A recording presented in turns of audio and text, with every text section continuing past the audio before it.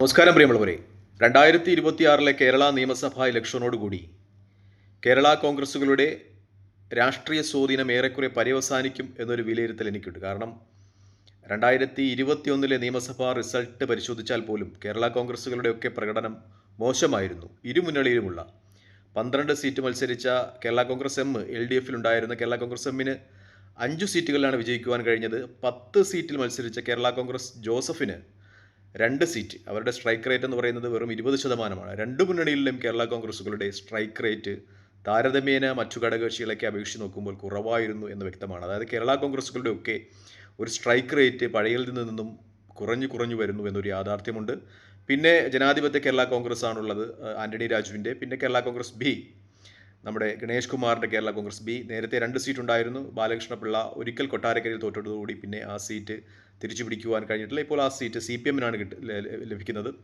ആകെ ഒരു സീറ്റിൽ കേരള കോൺഗ്രസ് ബി ഒതുങ്ങി നിൽക്കുന്നു. അങ്ങനെ നോക്കുകയാണെങ്കിൽ കേരള കോൺഗ്രസുകളുടെ ഒക്കെ പ്രകടനം ഓരോ തിരഞ്ഞെടുപ്പ് കഴിയും തോറും അതിൻ്റെ ശക്തി ക്ഷയിച്ചു വരുന്നു എന്ന് കാണാം. അതുകൊണ്ട് തന്നെയാണ് ഇപ്പോൾ ക്രൈസ്തവ സഭകളൊക്കെ ഇടപെട്ട് കേരള കോൺഗ്രസുകളൊക്കെ ലയിപ്പിച്ച് PJ ജോസഫിനെയും മാണിയെയും ഒക്കെ ലയിപ്പിച്ച് ഏതെങ്കിലും ഒരു മുന്നണിയിൽ, അത് UDF-നാണ് കൂടുതൽ സാധ്യത, UDF-ൽ എത്തിച്ച്. കാരണം UDF-ലാകുമ്പോൾ കൂടുതൽ വിലപേശാനുള്ള സാധ്യതകളുണ്ട്. നേരത്തെയൊക്കെ UDF-ൽ ഭാഗമായിരുന്നപ്പോൾ കേരള കോൺഗ്രസിന് എമ്മിന് നല്ല വകുപ്പുകളൊക്കെ ലഭിച്ചിരുന്നു. അതുകൊണ്ട് കേരള കോൺഗ്രസ് വിഭാഗങ്ങളെയൊക്കെ ഒന്നിപ്പിച്ച് UDF-ൽ കൊണ്ടുവരുവാനാണ് ശ്രമങ്ങൾ ക്രൈസ്തവ സഭ നടത്തുന്നത് എന്നൊരു യാഥാർത്ഥ്യമുണ്ട്. അതൊരു പക്ഷേ ഈ തദ്ദേശ സ്വയംഭരണ തെരഞ്ഞെടുപ്പ് കഴിഞ്ഞതിന് ശേഷം സാധ്യമായേക്കാം. കാരണം തദ്ദേശ സ്വയംഭരണ തെരഞ്ഞെടുപ്പുകളിൽ കേരള കോൺഗ്രസ് എം അത്ര വലിയ പ്രകടനമൊന്നും മധ്യ കേരളത്തിൽ കാഴ്ചവെക്കില്ല എന്ന ഒരു വിശകലനം തന്നെയാണ് എനിക്കുള്ളത്. അതുകൊണ്ട് തന്നെ തിരഞ്ഞെടുപ്പിൽ വലിയ വിജയമൊന്നും ഉണ്ടാക്കാത്തത് കൊണ്ട് തന്നെ തദ്ദേശ സ്വയംഭരണ തെരഞ്ഞെടുപ്പ് കഴിഞ്ഞതിന് ശേഷം ക്രൈസ്തവ സഭാ മേലധ്യക്ഷന്മാരൊക്കെ ഇടപെട്ട് കേരള കോൺഗ്രസ് എമ്മിനെ UDF-ൽ എത്തിക്കുവാനുള്ള സാധ്യതകൾ വളരെയധികമാണ്. അതുതന്നെയാണ് ആ പ്രസ്ഥാനത്തിൻ്റെ വളർച്ചയ്ക്ക് നല്ലതെന്നാണ് എൻ്റെ വീക്ഷണം. കാരണം ഈ 12 സീറ്റിൽ 5 സീറ്റുകൾ മാത്രമാണ് കേരള കോൺഗ്രസ് എം കഴിഞ്ഞ പ്രാവശ്യം വിജയിച്ചിരുന്നത്. ആ സീറ്റുകളുടെയൊക്കെ എണ്ണം എടുത്തു നോക്കുകയാണെങ്കിൽ ചങ്ങനാശ്ശേരിയിൽ ജോബ് മൈക്കിൾ BJ ലാലിയെ 6009 വോട്ടുകൾക്കാണ് പരാജയപ്പെടുത്തിയത്. അത് ചങ്ങനാശ്ശേരിയിൽ മത്സരിച്ചത് കേരള കോൺഗ്രസ് ജോസഫാണ്. ഇപ്പോൾ കോൺഗ്രസ് ആ സീറ്റ് തിരിച്ചെടുക്കും എന്ന് കേൾക്കുന്നു. കോൺഗ്രസ് ആണ് മത്സരിക്കുന്നതെങ്കിൽ അവിടെ കേരള കോൺഗ്രസ് എം മത്സരിക്കുവാൻ സാധ്യതയില്ല. അപ്പോൾ ആ സീറ്റ് കേരള കോൺഗ്രസ് എം പരാജയപ്പെടും. അപ്പോൾ 5 സീറ്റിൽ 4 കുറഞ്ഞു. പിന്നെ റാന്നിയാണുള്ളത്. റാന്നിയിൽ റിങ്കു ചെറിയാനാണ് കഴിഞ്ഞ പ്രാവശ്യം പരാജയപ്പെട്ടത്. പ്രമോദ് നാരായൺ 1285 വോട്ടുകൾക്കാണ് വിജയിച്ചത്. പക്ഷേ പ്രമോദ് നാരായണൻ അവിടെ നല്ല പ്രകടനം കാഴ്ചവെച്ചിട്ടില്ല എന്ന ഒരു വിലയിരുത്തൽ രാഷ്ട്രീയ നിരീക്ഷകർക്കിടയിലുണ്ട്.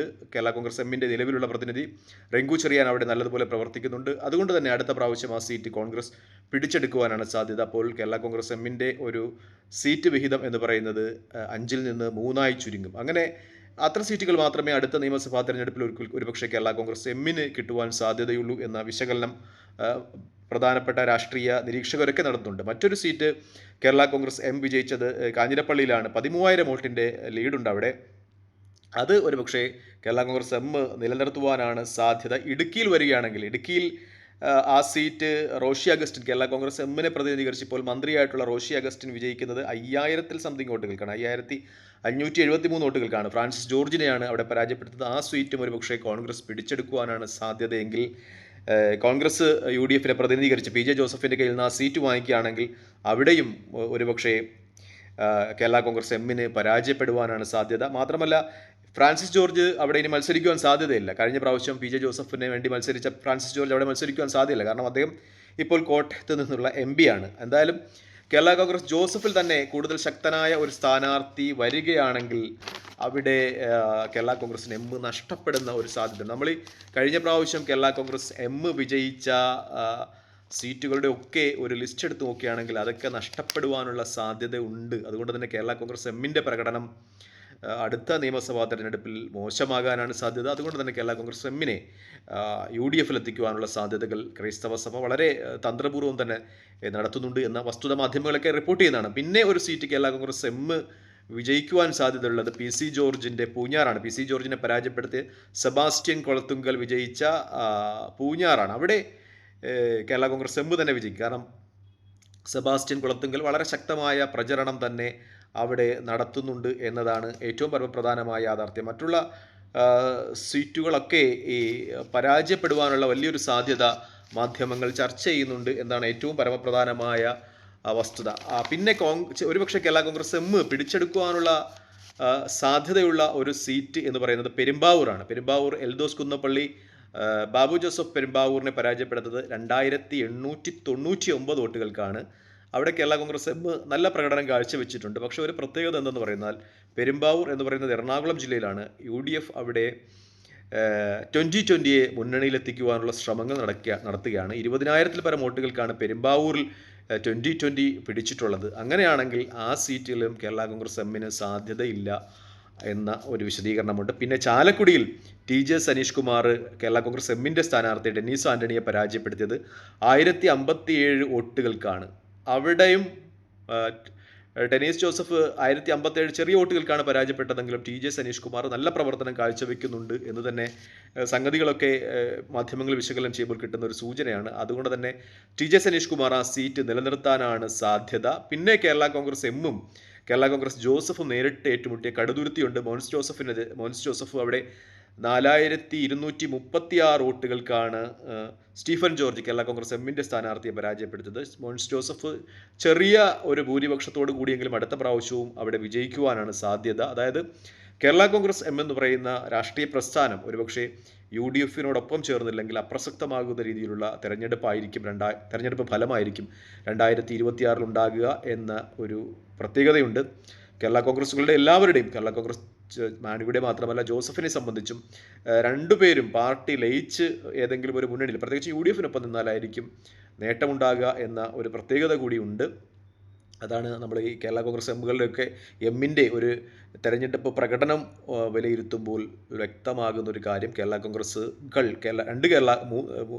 എല്ലാ കേരള കോൺഗ്രസുകളും അവരുടെ പ്രകടനം മോശമായി തന്നെ വരികയാണ് എന്നതൊരു പ്രത്യേകതയാണ്. പിന്നെ ഉള്ള ഒരു കേരള കോൺഗ്രസ് എന്ന് പറയുന്നത് നമ്മുടെ ഗണേഷ് കുമാറിൻ്റെ കേരള കോൺഗ്രസ് ആണ്. അത് പത്തനാപുരത്താണ്. പത്തനാപുരത്തെ സംബന്ധിച്ച് ജ്യോതികുമാർ ചാമക്കാല കഴിഞ്ഞ ഇലക്ഷനിൽ നല്ല വോട്ടുകൾക്കാണ് പരാജയപ്പെട്ടതെങ്കിലും അദ്ദേഹം ഇപ്പോൾ മണ്ഡലം കേന്ദ്രീകരിച്ച് തന്നെ പ്രവർത്തിക്കുന്നുണ്ട്.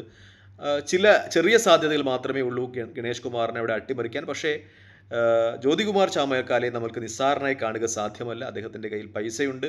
മാത്രമല്ല മണ്ഡലം കേന്ദ്രീകരിച്ച് അദ്ദേഹം സ്ഥിരമായി അവിടെ ഉണ്ട്, എല്ലായിടങ്ങളിലും ഉണ്ട് എന്ന ഒരു പ്രത്യേകതയും കൂടിയുണ്ട്. അതുകൊണ്ട് തന്നെ അദ്ദേഹം അവിടെ വിജയിക്കുവാനുള്ള സാധ്യതയും ഒപ്പം പരാജയപ്പെടുവാനുള്ള സാധ്യതയുമുണ്ട്. തിരുവനന്തപുരത്ത് മത്സരിച്ച മറ്റൊരു കേരള കോൺഗ്രസ്സുകാരൻ ആൻ്റണി രാജുവാണ്. അദ്ദേഹത്തിന് പക്ഷേ ഇത്തവണ സീറ്റ് കിട്ടാനുള്ള സാധ്യത ഇല്ല. കാരണം 2-3 പ്രാവശ്യമായിട്ട് അദ്ദേഹത്തിന് സീറ്റ് കൊടുക്കുന്നുണ്ട്. കഴിഞ്ഞ പ്രാവശ്യം അദ്ദേഹം വിജയിച്ചു, മന്ത്രിയായി. അത് പിണറായി വിജയനും അദ്ദേഹവുമായിട്ടുള്ള ചില ആത്മബന്ധങ്ങളുടെ പേരിലാണ്. പിണറായി വിജയനെ നല്ലതുപോലെ അദ്ദേഹം ഡിഫെൻഡ് ചെയ്യുന്നുണ്ടായിരുന്നു മാധ്യമങ്ങളിലൊക്കെ. അതുകൊണ്ടാണ് അദ്ദേഹത്തിന് സീറ്റ് കൊടുത്തത്. പക്ഷേ അടുത്ത പ്രാവശ്യം സീറ്റ് കൊടുക്കുവാൻ സാധ്യതയില്ല. നമ്മൾ ഈ കേരള രാഷ്ട്രീയത്തിൻ്റെ ചരിത്രം പഠിക്കുമ്പോൾ കഴിഞ്ഞ 2-3 തിരഞ്ഞെടുപ്പുകളിലായിട്ട് കേരള കോൺഗ്രസ്സുകളുടെ ഒരു ശക്തി ക്ഷയിച്ചു വരുന്നതായിട്ട് കാണാം. അത് എത്രത്തോളം ക്രൈസ്തവ സഭയുടെ ബേസായിട്ട് പോകുന്ന ഒരു രാഷ്ട്രീയ പ്രസ്ഥാനമാണത്. അതിൻ്റെ ക്രിയാത്മകമായ ഇടപെടലുകൾ ഉണ്ടായിട്ടില്ലെങ്കിൽ ഈ രാഷ്ട്രീയ പ്രസ്ഥാനത്തിന് അവരുടെ ശക്തി ക്ഷയിച്ചു പോകും, അവർക്ക് ബാർഗെയിനിങ് പവർ ഇല്ലാതാകും എന്ന ഒരു വലിയ സത്യം തന്നെയുണ്ട്. നമ്മൾ മറ്റൊരു കാര്യം കൂടി എടുത്താൽ പൂഞ്ഞാറിൽ ഒരുപക്ഷെ PC ജോർജ് ഇനി മത്സരിക്കുവാൻ സാധ്യതയില്ല. പക്ഷേ അവിടെയും കേരള കോൺഗ്രസ് വിജയിക്കുവാൻ തന്നെയാണ് സാധ്യത. കാരണം അവിടെ ഒരുപക്ഷെ സെബാസ്റ്റ്യൻ കുളത്തുങ്കൽ വിജയിച്ചേക്കാം. പക്ഷേ മറ്റുള്ള സ്ഥലങ്ങളിലൊക്കെ കേരള കോൺഗ്രസ് എമ്മിൻ്റെയും ഒപ്പം കോൺഗ്രസിലുള്ള UDFിലുള്ള കേരള കോൺഗ്രസ് ജോസഫിൻ്റെയും ഒക്കെ പ്രകടനം മോശമാകുവാനാണ് സാധ്യത എന്ന ഒരു വിശകലനം എനിക്കുണ്ട്. പ്രത്യേകിച്ചും കേരള കോൺഗ്രസ് ജോസഫിൻ്റെ സീറ്റുകൾ കൂടുതൽ കോൺഗ്രസ് പിടിച്ചെടുക്കുവാനാണ് സാധ്യത. കാരണം കഴിഞ്ഞ പ്രാവശ്യം 10 സീറ്റിൽ കൊടുത്തിട്ട് ആകെ വിജയിച്ചത് PJ ജോസഫും മോൻസ് ജോസഫുമാണ്. 8 സീറ്റുകളിലും പരാജയപ്പെട്ടിട്ടുണ്ട് കേരള കോൺഗ്രസ് ജോസഫ്. അതുകൊണ്ട് തന്നെ ഇപ്പോൾ ഏറ്റുമാനൂർ, അതുപോലെ ചങ്ങനാശ്ശേരി, ഇടുക്കി മുതലായ മണ്ഡലങ്ങൾ കോൺഗ്രസ് ഒരുപക്ഷെ കേരള കോൺഗ്രസ് ജോസഫിൻ്റെ നിന്ന് പിടിച്ചെടുത്തേക്കാം. അതുപോലെ ഇടതുമുന്നണിയുള്ള കേരള കോൺഗ്രസ് എം കഴിഞ്ഞ പ്രാവശ്യം നേടിയ 5 സീറ്റുകൾ അത് ഒരുപക്ഷെ കുറയാനാണ് സാധ്യത. 2-3 സീറ്റുകളിലേക്ക് കേരള കോൺഗ്രസ് മാണിയും ഒതുങ്ങിയേക്കാം. കേരള കോൺഗ്രസുകൾക്ക് കേരള രാഷ്ട്രീയത്തിലുണ്ടാകുന്ന ഒരു ബാർഗെയിനിങ് പവർ കുറഞ്ഞു തന്നെ വരുന്നു എന്നതാണ് രാഷ്ട്രീയ വിശകലനങ്ങൾക്ക് സൂചിപ്പിക്കുന്നത്. തൽക്കാലം ഈ വീഡിയോ ഇവിടെ വാങ്ങുന്നു. മറ്റു വീഡിയോ കാണുന്നവരെ നന്ദി, നമസ്കാരം, ജയ് ഹിന്ദ്.